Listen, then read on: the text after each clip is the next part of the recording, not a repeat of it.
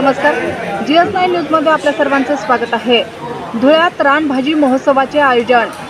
धुळे जिल्हा प्रतिनिधी गोकुळ देवरे, जिल्हा अधीक्षक कृषी अधिकारी प्रकल्प संचालक कृषी विज्ञान केंद्र अखिल भारतीय श्री स्वामी समर्थ सेवा व आध्यात्मिक केंद्र गुरुकुलपेठ त्र्यंबकेश्वर शाखा क्रमांक 1 शिवाजी रोड धुळे येथे उपविभागीय कृषी अधिकारी धुळे तालुका कृषी अधिकारी कार्यालय धुळे यांच्या संयुक्त विद्यमाने गुरुवार दिनांक 15 ऑगस्ट रोजी सकाळी 11 वाजता श्री स्वामी समर्थ सेवा व आध्यात्मिक केंद्र गुरुकुलपेठ त्र्यंबकेश्वर शाखा क्रमांक 1 शिवाजी रोड धुळे येथे रानभाजी महोत्सवाचे आयोजन करण्यात आले होते।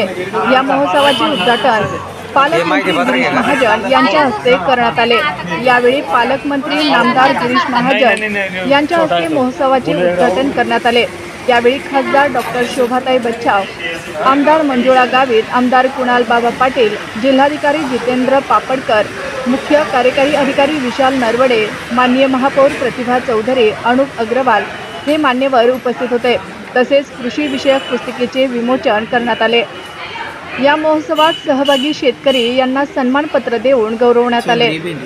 कृषी भूषण शेतकरी दिलीप पाटील वडणे, वाल्मिक पाटील चांदे, उद्यान पंडित विजय चांडक धुळे, प्रकल्प संचालक आत्मा धुळे। अलीकडच्या काळात बाजारपेठेत भाज्यांची मागणी मोठ्या प्रमाणात वाढली आहे। भाजी उत्पादन वाढ करण्यासाठी अमर्यादित प्रमाणात रासायनिक खतांचा, रासायनिक द्रव्याचा वापर होत आहे।